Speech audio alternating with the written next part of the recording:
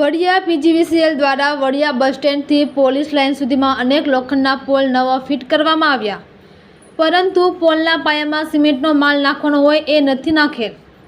આ pole fit કર્યા બાદ 11 મીમી વરસાદ પડતા 1 થી 1.5 ફૂટના આ પોલમાં ખાડા થઈ ગયા।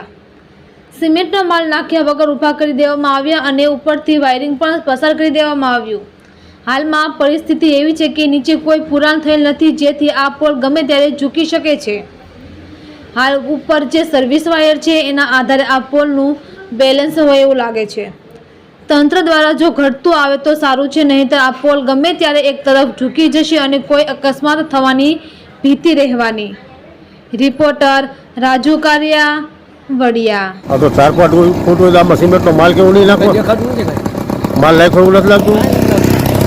આ જોખમી થાય ને તો આ પોલ પડે તો મજૂરનો છોકરા કાલે પગ ન આવી ગયો, જોયું નહીં તમે? હા, તો આમાં શું થાય? વાવાઝોડા જેવું સર્જે ને હેરાન કરજે ને, એવું તો વાયર છે। તો આમાં તો નાખવો જ પડે ને સિમેન્ટનો માલ। 100% નાખવાનું જોઈએ ને, ન નાખે શું કરવાનું આપણે? સરસ, થેન્ક યુ। આપણે જોઈ શકીએ છીએ મિત્રો, આ પોલ ઉપર વાયરિંગ પર દોડાવી દેવામાં